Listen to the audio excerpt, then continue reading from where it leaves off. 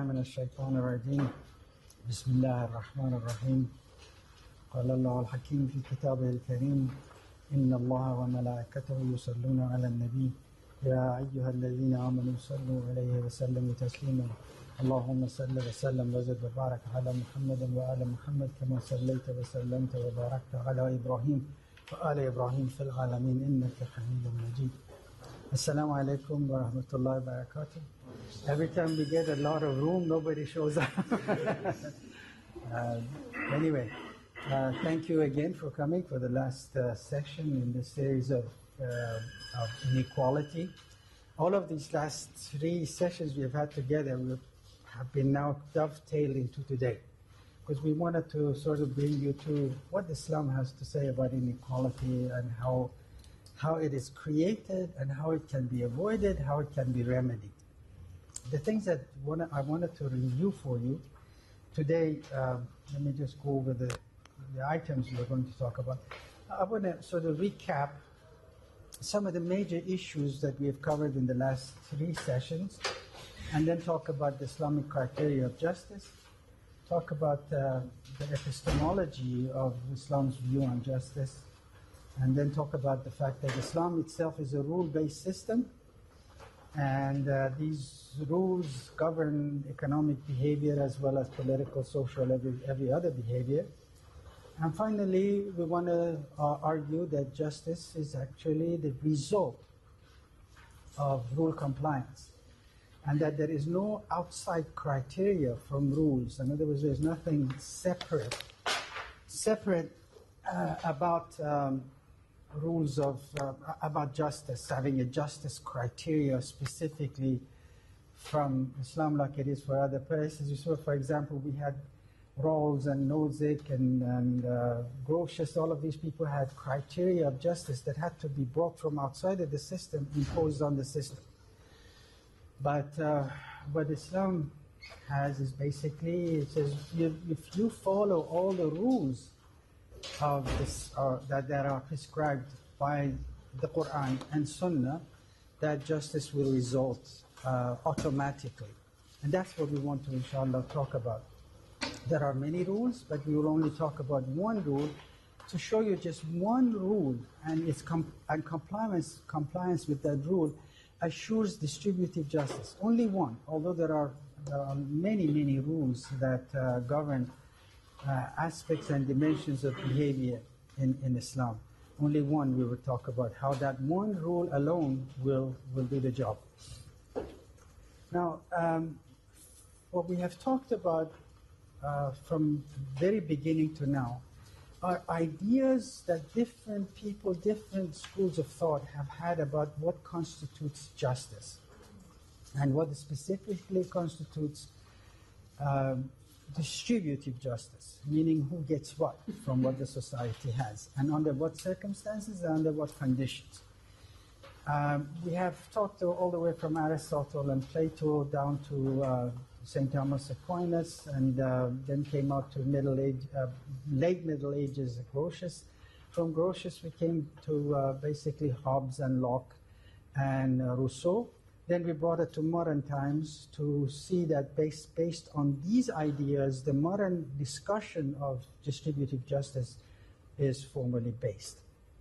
Now, what we have so far achieved is the following, is that there is 3 basic criteria of justice, discussion of justice, that has attracted the attention of Muslim philosophers and Muslim social scientists of modern times. One is Rawls' theory of justice, and then Nozick's theory of entitlement, and thirdly is this Sen and Nussbaum's ideas of having capabilities that become actualized in the society for the people, capabilities approach. Capabilities approach, as you recall, is basically the idea that there is a minimum set of basic needs or the basic rights that have to be fulfilled for the society for any criteria of justice to be satisfied. This is the idea of Sen and Nussbaum.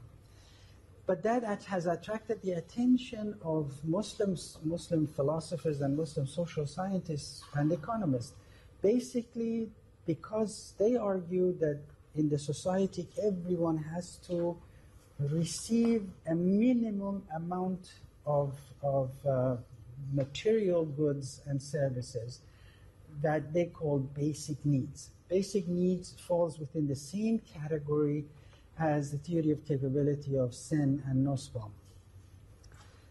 The reason the other two theories, that is Rawls's theory and Nozick's theory, are attractive to Muslim philosophers is because they both contain elements that come from epistemology of Islamic position on justice anyway. So let's just briefly review what did these people say. As you recall, Rawls basically falls back on John Locke and Rousseau's idea that there was a state of nature. And you remember how we described this, a state of nature. This is a very chaotic state of nature, according to Hobbes, that everybody's at each other's throat. Everybody tries to preemptively aggress against others before he's aggressed against. It's sort of a eat before you are eaten. It's a kind of preemptive actions that protect you before somebody actually attacks you. And then this comes to a point where the people decide this fear and living in this kind of condition, savage condition, is too difficult, so they get together and say the best thing to do is to agree to give up some of our own sovereignty to a very powerful government that can protect us against each other. That was basically Hobbes' position. Now, John Locke and Jean-Jacques Rousseau had basically the same idea. They also believed in the state of nature. But in this state of nature, human nature was different than it was under Hobbes. Hobbes' argument was that basically human beings are aggressive. Basically, they are greedy, and basically they are basically driven by their own rational thinking, saying that I better do to others before they do it to me.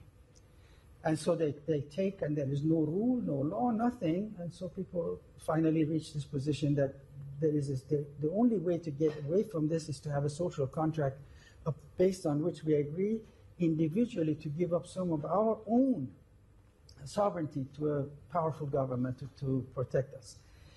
John Locke and Rousseau argue, no, people are rational, people are basically good, the human nature is basically good, but it is still to their benefit that in this state of nature, even though everybody is good, nobody is going to aggress against anybody else, it's still better for them to get together and form an agreement, which again is called social contract.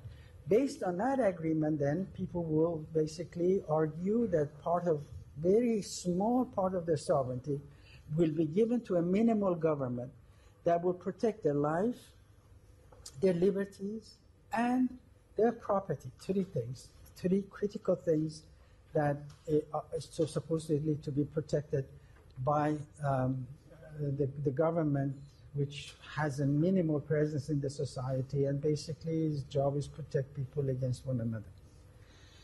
Now, the idea why these things are attractive to Muslim philosophers is because, first of all, John Rawls, as you remember, has three criteria of justice, or criteria of justice that has three dimensions.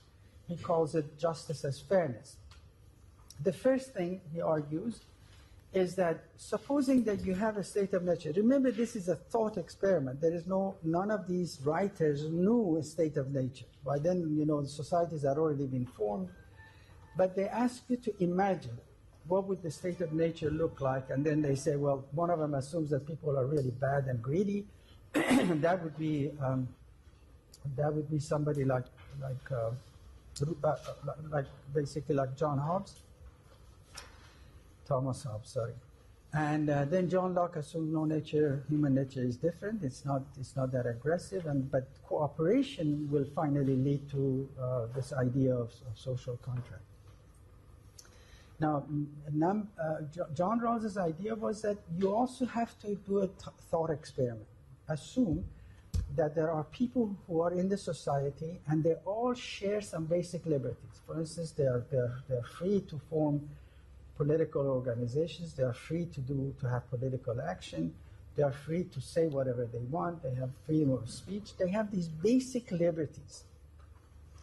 But in order to find out what kind of criteria of justice these people would come up with, he says, let's assume for a minute that they are operating behind the veil of ignorance about each other's position and their own position, meaning that there is nothing that differentiates them. They have no idea whether or not they're rich, they're poor, whether they're educated, they're not educated, whether or not they have very rich parents or they don't have rich parents, what is their position in the society, none of that. Politically or otherwise, they know nothing about themselves or about each other. So they are behind a veil of ignorance. This is a thought game. It can't be actually that way. But he says, if you have this situation, what they will end up doing is that they will have a social contract according to which criteria of justice will be developed where everybody will be equal. In other words, they receive equally from what the society has. All positions will be open to everybody regardless of race, creed, color, or whatever. It's open to everybody. Political positions, you could become a president, you can become, no matter who you are, you could still become that. And thirdly, if there are any inequalities, in other words, inequalities will be tolerated so long as these inequalities help the most disadvantaged among the population. I don't know if that's understood. Basically, everybody is equal, except when inequality helps the very poor or very disadvantaged in the society. This is his criteria of justice as fairness. This would be fair. In other words, he says, suppose you didn't know anything about yourself, and somebody asks you, what do you think is fair? How do you think you should be treated fairly? You say, first, I want to have just as much as anybody else has. I want to have the ability to become whatever I want in the society. Then you say, would you tolerate any inequality at all? We understand the fair thing is to treat you as equal as anybody else. But would you tolerate any inequality? What would he say? Logically, he doesn't know where he's going to end up, or she doesn't know where she's going to end up. She may be, or he may be, a part of that part of the society that is disadvantaged.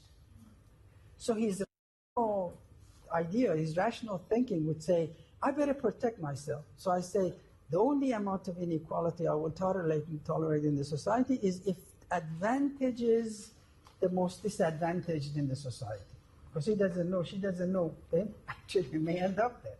To protect this idea behind a veil of ignorance, since they don't know anything about where they may end up in the society, they would say, we will tolerate only if and only if this amount of inequality helps the most disadvantaged in the society. So these are the three dimensions of the criteria, Rawls' criteria of justice as fairness. Then comes Nozick. Nozick says this is what you're doing is absolutely wrong. The reason is that you're taking a slice of time and you're looking at it. You don't know. First of all, this is not realistic to assume that people are operating behind a veil of ignorance. It's an unrealistic assumption. Even though it's a thought experiment, it doesn't very much come to reality itself. Reality is historic, meaning that you have historic evolution of the position of people and their holdings. Holdings is a word for wealth. In other words, people throughout history, they have a history, their family has a history, they come from a historical background, that historical background determines their position in the society. Now he says the only just criteria is the following. He says, supposing society actually sets up a criterion of justice according to a social contract.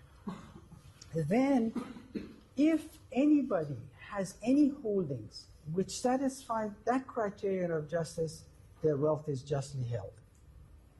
Does that make sense? In other words, says, supposing the society has agreed at some point in time in the past to have a social contract, and that social contract has specified what is just, what isn't just. If, according to that criteria, people now have collected some wealth, that wealth justifiably achieved, acquired, that acquisition is just. So this is his first principle. It calls acquisition. Acquisition. So first is acquisition.